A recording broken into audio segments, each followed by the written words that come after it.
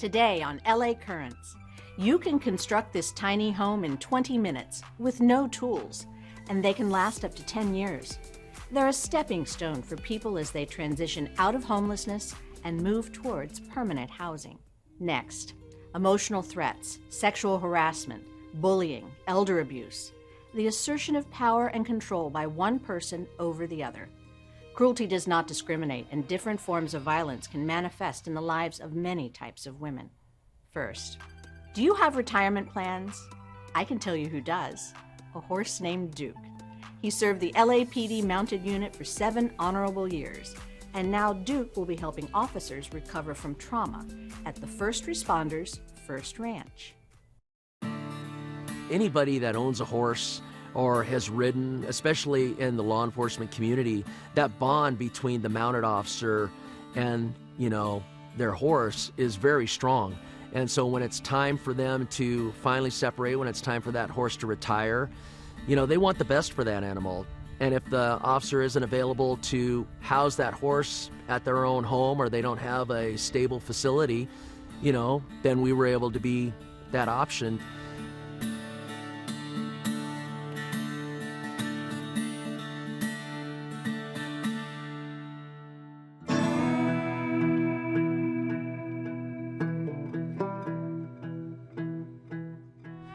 LAPD reached out to us a few years ago because they had some horses that were going to retire, and they had heard about our program. And when Duke, the most recent addition to our herd, was getting to retire a few months ago, they reached out to us and asked us if we wanted to give Duke a home and to keep him working with first responders.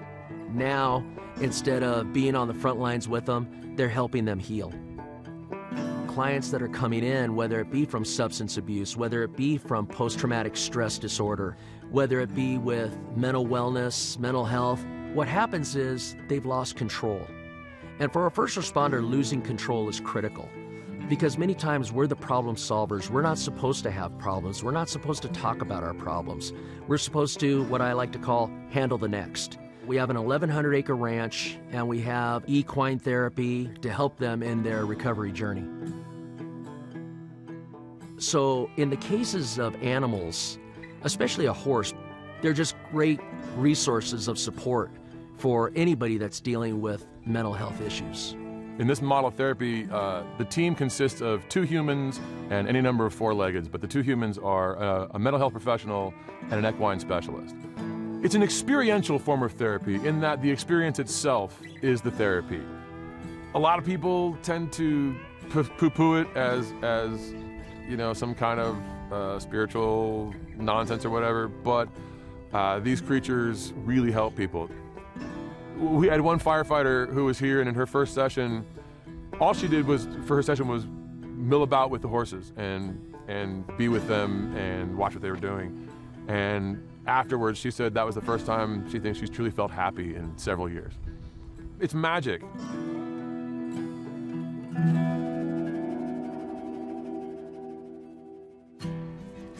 The horses are coming out here and they're being spoiled rotten. It's a pretty good retirement job. Oakley was the first LAPD horse we got. He was retired because at some point during his experience on the force, he developed some kind of problem with flashing lights and loud noises, and that kind of takes him out of the mix. The next horse we got was called Baja, and he was retired because he developed a problem in what's called his coffin bone in his front right foot, which causes him pain sometimes just under his own weight, so he couldn't carry the weight of a rider anymore. And then we got Duke a few months ago, and he was retired because he just aged out. He's 22 years old, and I think he'd done 8 or 12 years on the force. And once a horse gets into his 20s, you don't want to push him into that kind of situation as much anymore. It's a high-stress situation. He deserves to come out and just be a horse now.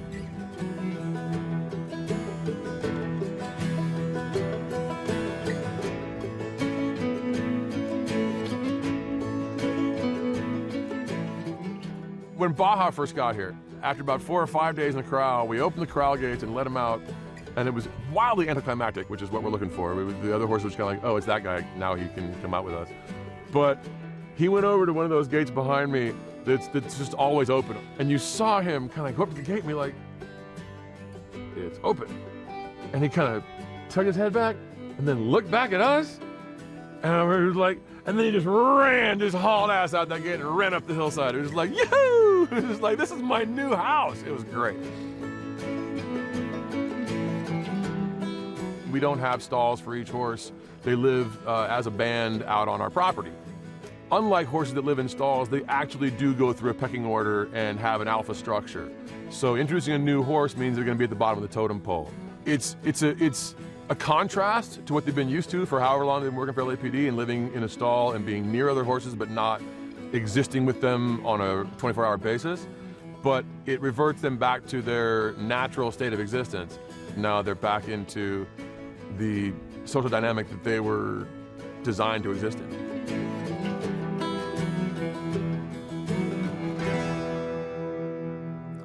I was a police officer for 29 years. I retired as a sergeant. I worked undercover narcotics. I worked 7 years in the gang unit, working several different assignments in gangs. Worked as a patrol officer. So when you're a first responder, you have a passion for your partners, and it's about taking care of your partners. And when you see a partner in need, you want to help them. And now that I'm retired, this puts me right back in that same role where I'm seeing partners that are in need and need that help, and I'm able to provide them with something that's going to get them over the top. For example, in my first session, I got to watch a deputy sheriff say what he needed to say to a colleague and friend of his that had been lost to suicide. He found the horse that reminded him most of his friend, and they went off to the side of the arena, and he said whatever he needed to say. And it can be as simple as that. Not only is it therapeutic just to be around such giant and gentle creatures, but they're emotional lie detectors. They know what's going on inside of us regardless of what we're putting out there. We can say we're fine, but if we're not, they know. It's a chance for the client to check in with themselves and see if they're really being honest in the moment with both themselves and this creature. Leroy, who's the black and white one, is the most obstinate. He's the one who's going to make you earn it the most. As a client, you're going to have to be completely honest with this creature to get him to do what you want him to do. We had a client who lost his girlfriend. She had committed suicide with his off-duty weapon in his house. And we had an exercise set up where we had the three different sections of the arena were set up as the past room, the present room, and the future room.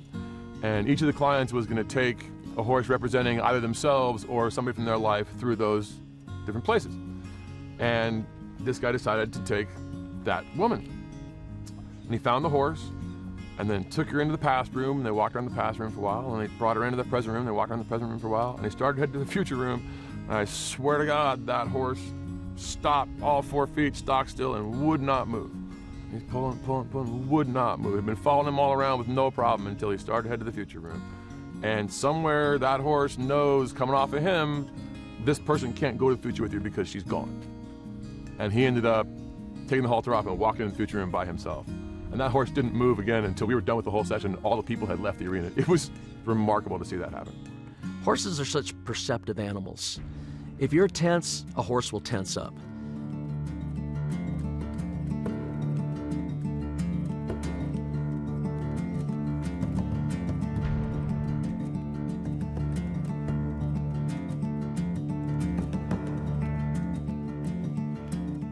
We had a guy, I believe he was a police officer, and on his first day, we kind of explained what was going on, how we use metaphors to try to, project our own things onto the horses, and he kind of got it, kind of didn't.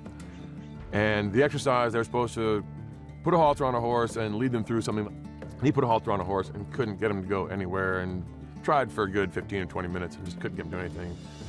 Finally just took the halter off and came back and sat down. And maybe 10 minutes later, he had tears coming down his face.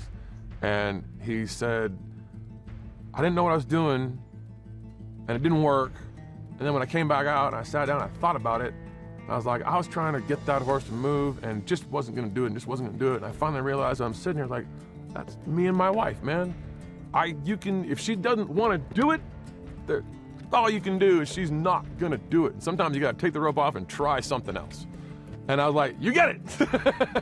That right there is exactly what we're talking about. And then we had another guy that same day who was on his last day. And the guy who made the realization turned to the guy who was leaving the next day and was like, and sometimes, man, you gotta be the horse. If someone's trying to pull you off course, what you learned here, dig in, man, don't go. And it was really cool because it clicked the whole metaphor thing with him just clicked. He became known as Captain Metaphor for the rest of his stay here. It just kind of hit him there in the moment because he didn't really get what we were doing until he did it and then thought about it and bam, it clicked in.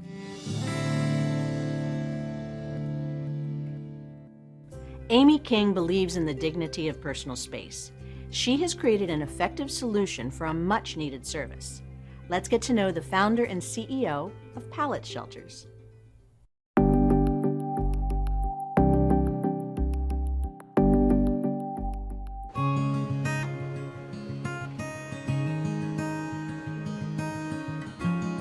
Well, by now, I'm sure most of you have actually seen these tiny house communities and their reason for being in existence. But where did they come from?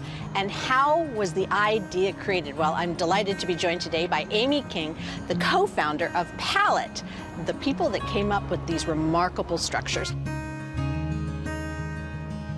My husband, as a general contractor, and actually is also a trained firefighter, he came up with the concept for Pallet initially in response to disasters, which is another market that we seek to serve as well. So the thought was, after Hurricane Katrina, if we could create a panelized, easy to construct house that was, lightweight and affordable and cost effective and all these things, then we could provide shelter and housing to people affordably and quickly. And then as we started building housing and the homeless crisis grew and we saw more and more people coming out onto the streets in cities across America, we said, we have this idea for this thing and maybe this could be useful for homelessness. And so we took it to our staff, most of which have had experience with homelessness, and we said, what about this? Would this be useful? And they almost unanimously said, you guys have to do this. We want to help you. We want to build it. There's been so much effort towards the unhoused problem across this country and beyond.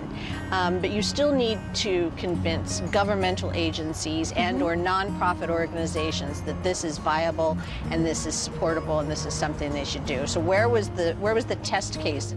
Our initial customer was the city of Tacoma, which is a local city just south of Seattle. We actually met them at a disaster response show. So once we had our first iteration in place and we made our first unit rolled off the line, we started taking it to trade shows, mostly for disaster response. And so our very first community is actually for people experiencing homelessness, but under the umbrella of a disaster. These do have, for lack of a better word, a shelf life in terms of their usefulness towards someone. That's right. I mean, they're meant to last a long time and be very durable, and they have other uses. And so we often encourage cities to try things like put them up for a while, and if you don't need them anymore, you can break them down. They're panelized, you can store them, and then you can take them out if you have a wildfire or a disaster event and use them for survivors or responders. So they have a lot of versatility in that way. But when we're talking about homelessness, the intent here is not for someone to live here forever. That's not why we created this, and this is not a way that someone should live forever. We don't think that. We never have thought that. This is not a substitute for permanent housing. What are the technical and practical things that have made these cost-effective and cost-efficient? I mean, you just said that they can be broken down and put together quickly. So our product is made from material that is mold, mildew, and rot resistant, and it's very lightweight. So that was part of the specification. We wanted something simple to put together, simple to store, that two people could easily pick up any panel and we could put them together in an hour or less, which is kind of the average time. Well, traditional construction materials are heavy. They're now very expensive. They weren't when we started Pallet, but they're very expensive now because of supply chain issues. And they make it really hard to put things together. And we see this a lot with innovation in construction as well. You see modular, you see all kinds of really cool stuff coming to market. But it's hard to navigate because everything is inside the walls and it's hard to see. And so we tried to take all of our knowledge of the construction industry, the things that were cost prohibitive, that were time intensive, and we stripped all that out. So one example, our floors, the bases that the units sit on, they include a structural element underneath that we designed and engineered and put underneath the floor so that you don't have to pour a foundation if you don't want to. Concrete for foundations is incredibly expensive. Excavation and dirt moving is incredibly expensive, one of the most expensive parts of permanent construction. And so we took that knowledge and said, what do we need to strip out? Lumber packages are expensive, All the structural stuff is really expensive. Can we do that another way and still meet code requirements? So we were able to build a product that meets the standard code requirements, but uses alternative materials so that it meets the specifications. Is it easy to build them? I mean, do you need a special crew to come in, or is it something that you can put in a kit that say, A plus B equals a house? Yeah, so we do have some customers that put them together themselves. It just depends on, if they want to try that. We love job creation, if that wasn't obvious from before. We love creating jobs for people. We love workforce development. And so for us, the setup of our units is another opportunity to create jobs. So whenever and wherever we can, we try to do the deployments in the cities that we come to, and we try to partner with local organizations to do that so that we're creating jobs locally. So for example, these shelters and the other shelters around the city of Los Angeles have been constructed by the LA Conservation Corps primarily. So we have 1 or 2 pallet staff that come down, they supervise and train the individuals that are participating with the Conservation Corps, and those individuals are getting a chance to try out the construction industry, which we want them to get into, and they get a job opportunity, and they get exposure to a really cool project in their community that's helping people. Who are you hearing from? Because now cities obviously are recognizing it. Governor Newsom's put an enormous amount of money into the California budget for addressing low-income housing and homelessness. So we're getting a lot of interest right now, which we're very grateful for. Cities across the country are interested in what we're doing, and in California we've had a great deal of success because of great forward-thinking, innovative cities like Los Angeles, and the mayor's office and the city council members really stepping up and engaging and embracing innovation. I think what we were able to do here, even just with this initial Chandler site, and Councilmember Coercion was a great champion for this. This was so successful. I mean, it had its issues and whatnot, but it was a very successful setup. It's been a successful site and place for people to come, and there's been so much great coverage of it that cities across the country have seen that and said, wow, this is amazing. Maybe we could try that in our city. What we're seeing is a lot of cities thinking about maximum land utilization, which is part of what this was designed around as well. So you think about the city that you live in, and there's sites everywhere that are just sitting there relatively unusable, or they appear to be unusable. And the reality is you might not be able to, or you probably can't put a permanent housing product there, or maybe you can, but it's going to take 2 or 3 years to get through permitting and design. So the whole concept was, don't waste this opportunity to use this great piece of land to bring people inside and provide housing. This is that solution. We can set up really fast, we can take down even faster, and you can eventually turn that site into something else if you want to. And I think what cities like about it is that it's versatile and flexible. They can try it on for a while. If they don't like it, they can move the site to another location. If they want to eventually develop that location into permanent housing or a community space, they can do that and not waste their investment, because then now they have this product that they can use in another location for the same purpose or for a different purpose. What are you hearing from other construction companies? Are people trying to come in and say, how did you do it, and can we do it too, and do you mind if we steal your patent, and what can we do, and are you okay with that? Yes, I am absolutely okay with that. So our goal is to end unsheltered homelessness. I can't do that by myself, nor do I intend to. I mean, Pallet is one idea of many amazing ideas. We welcome competition in the space. We want people to come up with more innovative ideas. We need more housing. Everybody agrees with that, both temporary and permanent. And it's going to take a lot of amazing minds to come up with those solutions. So we produce about 50 shelters a week. We're ramping up to 100 a week. There are over 500,000 people in America sleeping outside. It would take me forever to shelter them all. So the more people that we can get in this space, the better. Once the villages have been put into place, there are organizations that actually sort of manage the facilities and make sure the services are provided, correct? Yeah, that's right. So Pallet actually has a requirement for our customers, which are often cities, counties, states, sometimes direct service providers. But we have a requirement that in homelessness, when it's used for homelessness response, that the customer show proof that they have contracted with a service provider.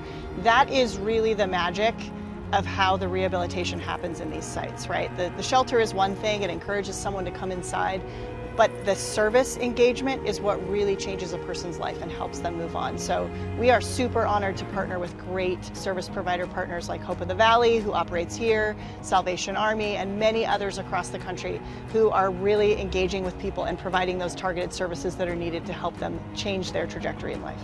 Well, it's absolutely delightful to speak with you. Thank you Yeah, for you coming too. down, Amy. I really appreciate it. Thank you. Thanks for taking the time. And that's a wrap on this LA Currents.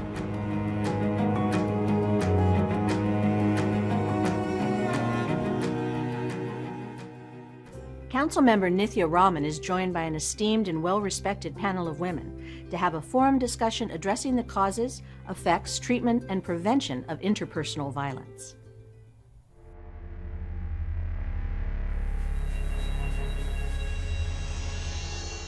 Tonight's conversation addresses a devastatingly common issue among Angelenos, and one that is all too often unseen: interpersonal violence, also known as domestic violence. For our conversation tonight, we'll be using these terms as well as their abbreviations, IV or IPV and DV. According to the U.S. Department of Justice, 4,000 victims of interpersonal violence are killed in the U.S. every year. And this is just an astounding statistic, but nearly 1/3 of the women who seek care from hospital emergency rooms are there for injuries resulting from domestic violence, a truly staggering statistics. Behind these numbers, however, are real people, people who often don't know where to turn. Tonight, we'll be talking about this public safety crisis and what we can do as both a community and a council office to end it. Firstly, I want to ask you guys a question because I want to make sure that we're starting with a definition of what interpersonal violence really is. You know, I think when we think about domestic violence, we think about physical abuse, right? That's the first thing we think about. But in reality, it can be anything from economic abuse, emotional abuse, psychological abuse, and sexual abuse. It's any type of behavior that one person is trying to use to gain power and control over the other person, and to maintain that power and control. I think there's a tendency to really focus on physical violence and bruises or injuries, and that's often when the point of law enforcement comes through. But having talked with hundreds of survivors over the years, you know, often it is the emotional damage, and that takes a lot longer to heal from. And if we can start shifting away from just waiting to need physical violence to intervene, then I think we can really have the conversations about prevention and early intervention that can hopefully help, I think, change systemically just the significant prevalence.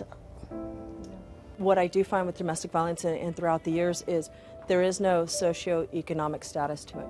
It's all levels, it's all genders, all types, and unfortunately, it's a lot more prevalent than I even think we know. Because like as I indicated, we always seem to be called when it's much more physical, and that's when people have said, I've had enough.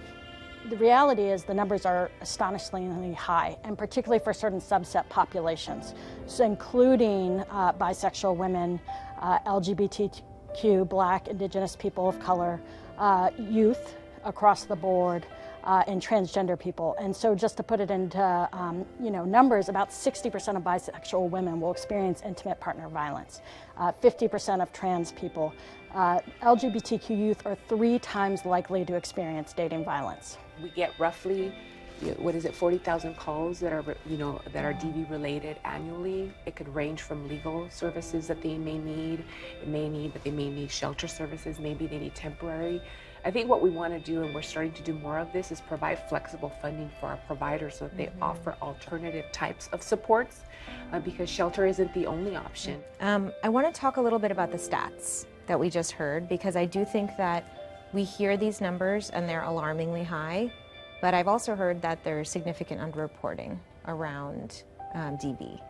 And I was just wondering whether any of you could speak to that issue. I know it's underreported because, the officers will talk to the victims and they're like, it's just too much this time. Now they're hitting the kids. Now, look at my face. And I know they haven't called multiple times, but I also think it comes to immigration status. I think it comes to, gender preference. They're afraid of law enforcement and what the response may be. I think our homeless population is extremely vulnerable. I'm sure that we don't hear everything that goes on within those, you know, encampments, and I think some of the women especially, they're extremely vulnerable. I've walked those encampments. I've talked to some of the ladies, and through the mayor's office was able to get some real help, and through our partners, which is fantastic. But I truly believe that we're probably seeing, you know, about this much. There's a deep stigma, and there is just a feeling of shame, and that is deeply rooted in a person's ability to come forward and seek help. And I think, again, if we're really trying to expand the definition and support more individuals that are experiencing this type of trauma, we have to look beyond the physical and look at, again, the psychological and the emotional and the economic abuse. Oftentimes, again, there's control over them, and so it could be that they're not allowed to work, and so where do they go, especially if they have children? So I think there's real challenges, and I think as leaders in this space, as committed individuals that are really trying to help as many people connect to services, is really amplifying that services are available, and then continue to advocate for the increased availability of these services as well. A lot of people won't make a report because it wasn't physical. We do see a lot of sexual coercion within relationships and domestic violence where the victim may not see it as rape or sexual abuse because they're like, well, this is my partner, therefore I'm obligated to. So a lot of times that goes underreported as well. Work to be done. Yeah. And I have one last question, which was actually about kind of police being the first line of response to many issues related to domestic violence and issues related to trust of LAPD. And I'm curious to know how you've addressed these issues and how everyone else on this panel might offer either ways to address that issue or ways to offer alternatives to calling law enforcement that are needed in the city for people who may not be able to have that trust. You know, those are difficult times. We're not seeing people at their best when we arrive at the door. We train our officers to be compassionate, to do a thorough investigation, because I think you need to get all those issues. I mean, those are that preliminary investigation really gives us information and insight when a victim, you know, for cooperation. So we train our officers regularly. We go out with, like I said, a service provider, the DART, and I think that that's fantastic. They respond to these domestic calls.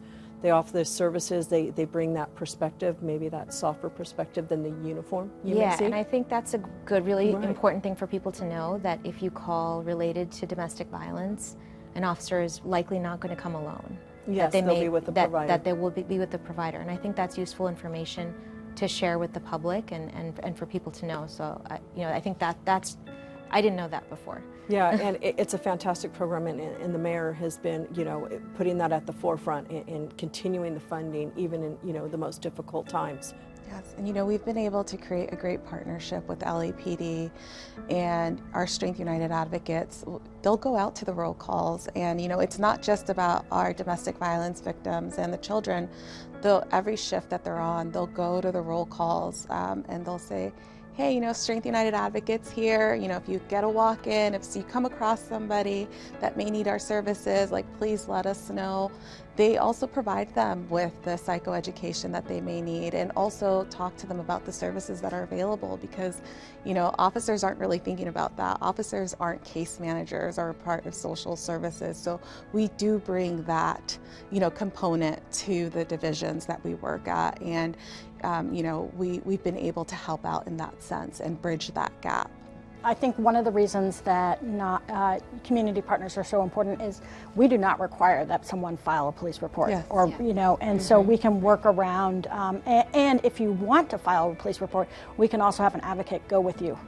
And so I think that's really important. So that's another way to address this issue. And if people are experiencing bias or problems, that we're also around to assist with that. We will welcome the advocate in with the victim, the whole process, because it makes it easier for us to have somebody to lean on, and that emotional support and that relationship you already built to make that better interview and help us with our case. I feel like I learned a lot today about the system that we have in place to address this issue. So thank you all. I'm so grateful for you and for what you've shared with us tonight, and appreciate your presence here. Thank you. Thank you. If you are in immediate need of assistance, please call LA County's Domestic Violence 24-hour support line at 1-800-978-3600.